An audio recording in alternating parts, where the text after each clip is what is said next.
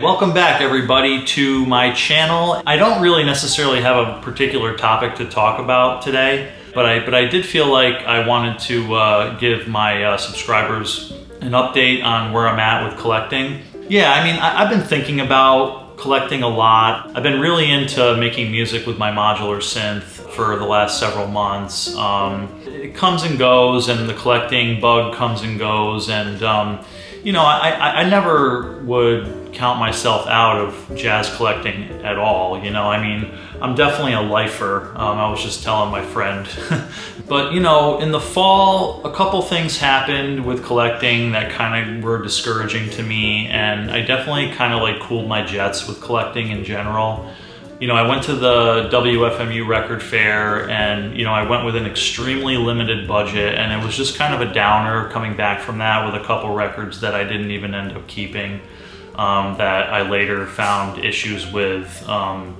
So Blue Note has like this amazing lineup of reissues they're going to be doing with the classic series in the coming year, and this all started like several months ago, right? I was thinking about getting a number of these new classic series reissues, and I just started thinking about like all the issues that I've had with new records. I don't know, I think I'm just getting to a point where I'm getting tired of like fighting with vinyl. And it doesn't mean that I'm gonna quit collecting vinyl, but I definitely feel like it's gonna have its place in my life, and it's not gonna be like the focus of my music, you know, my enjoyment of music.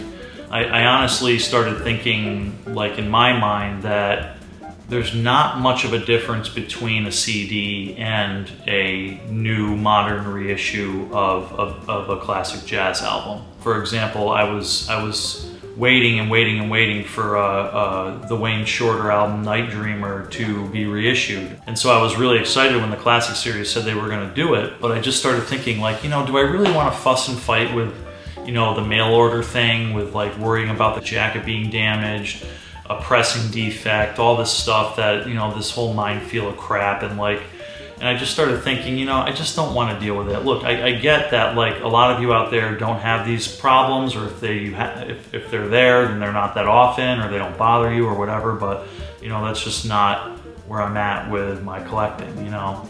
But yeah, I ended up paying like, you know, like $10 for this beautiful original 80s CD of Night Dreamer, and it sounds great, you know, and it's got the same music on it. And yeah, I really enjoy it, and I like having a nice clean CD. And you know, the thing about CDs is that you know, when you order one, like 99 times out of 100, it's what you expect, and it's not going to disappoint you. You know, I mean, somebody like me who's very particular, you know, I definitely can't say that about records and ordering records online. And I've really been trying to avoid buying records online lately. And the truth is even when I buy them in person, and I audition them and I listen to them, you know, I'm usually not gonna listen to the whole record. So there's a chance that when I get home, you know, I'm gonna find something I don't like, and I've got to be prepared for that moving forward as a record collector. Okay, so that's sort of where I'm at, you know, and I'm looking forward. I'm going to Japan in May. My wife and I, we just bought tickets for Japan end of May, and I'm really excited about doing some shopping there. I think that'll be great. And the other stuff, I'm really into like late 60s, 70s Blue Note reissues with the Van Gelder stamp lately. Even without the Van Gelder stamp, I'm starting to relax on that too. The other thing that I've been reconsidering is the classic records mono reissues from the 2000s. And those two have been getting a little crazy in terms of their prices. You know, it's hard to find them for less than $80. And a lot of them, I'd say most of them are over 100 online. Again, I'm thinking that in person you could probably find those closer to 40, 50, 60 bucks, but all right, so the one thing that happened that was pretty cool in the fall was that I was asked to help this hi-fi shop called High on Fi in Syracuse sell a collection of jazz records that they got from a patron of the store. And probably more work than I had bargained for, but yeah, I made a commission off that, and I had first dibs on everything that was in the collection. They weren't really giving me anything for free, flat out free, but at first I got pretty excited about stuff, and then when I looked at it a little closer, I saw that the condition wasn't so great, and I ended up really passing on a lot of stuff that I initially thought that I might actually keep. And I really, out of that collection, I really didn't keep much of anything. I got 3 records here that I kept, and I thought I'd show them to you. I've always wanted a nice vintage copy of Eric Dolphy's Out to Lunch, and that's what I have right here. This is just a, what is it, Black Bee? Black Bee copy, no Van Gelder stamp, but it's got, what I think is usually called like the Liberty jacket. Up here in the corner it says, a product of Liberty Records, even though it's United Artists Pressing. Yeah, I've seen like countless copies of this with a cut corner, and passed on it over the years. So to find one without the cut corner in a true vintage jacket was a real treat. I've always loved this cover, and I've always really disliked this music. Yeah, I did not buy this to listen to it. So yeah, this was, and I'm totally comfortable with collecting for the cover nowadays, and I realized that a lot of records I'm mainly interested in having a vintage cover more than anything. And I think that might guide some of my collecting choices moving forward, actually.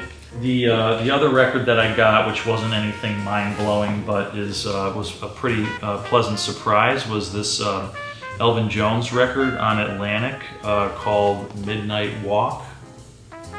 And yeah, so this is from the late 60s, and this is an original mono pressing.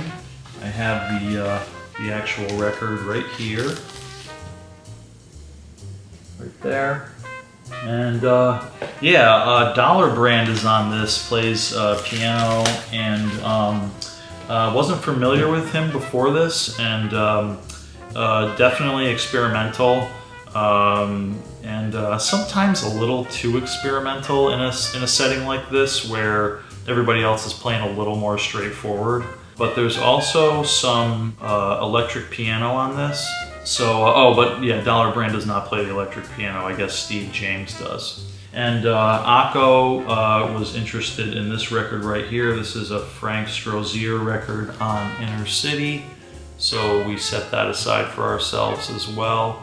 And I think this record's probably worth like 10 or 12 bucks or something, but I haven't listened to it too much. It was decent in my mind, but it was more of her choice. Strozier plays the flute on this, and she's a big flute fan. So yeah, that's what we got from that Syracuse collection. Nothing too fancy.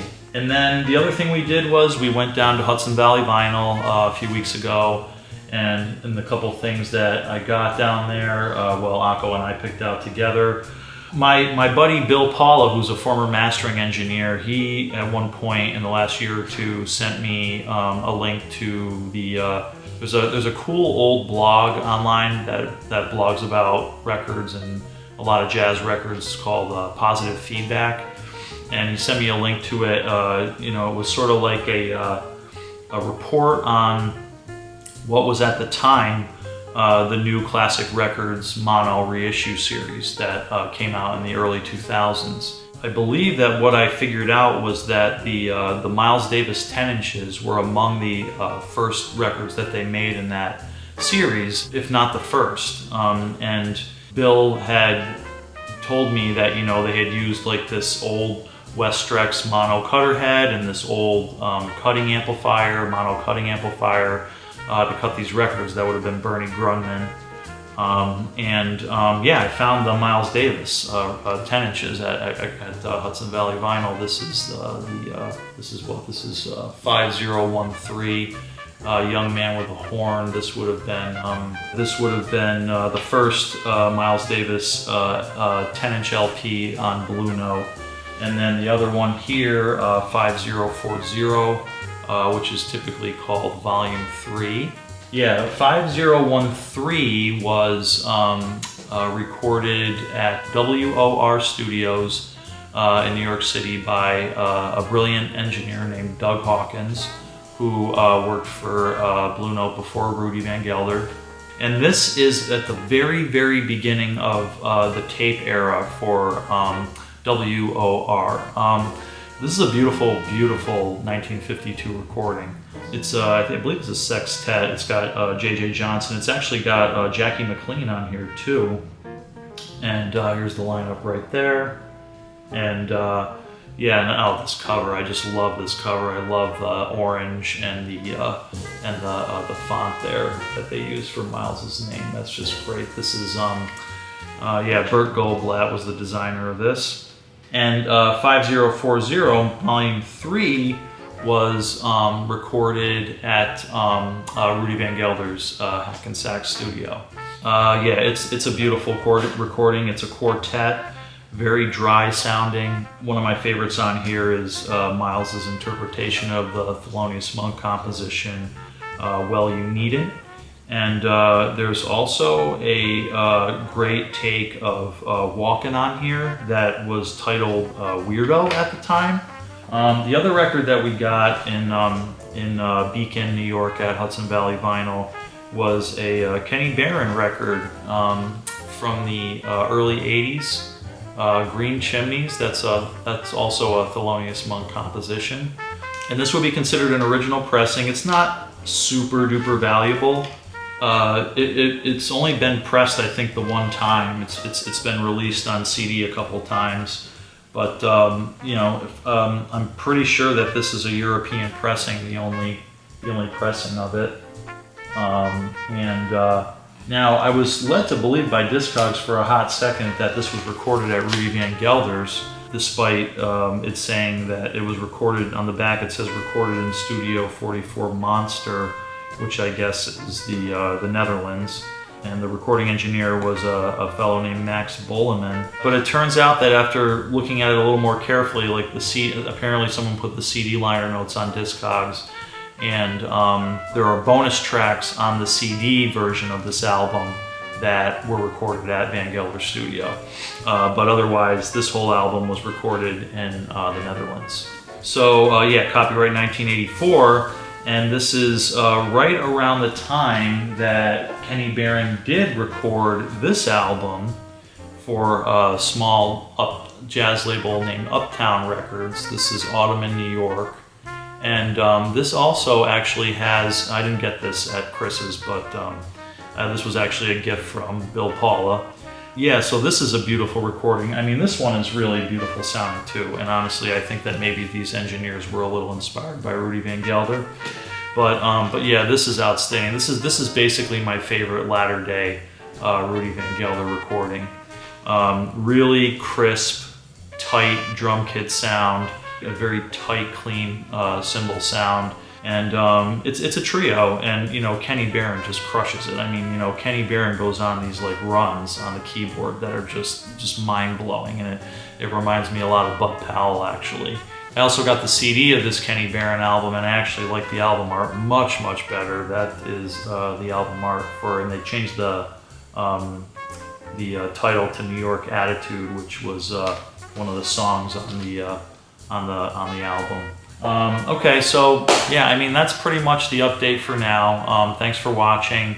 I don't know how long it will be before I get another video to you all, but I do have some ideas that I've been kicking around for new videos. So please stay tuned, and see you next time.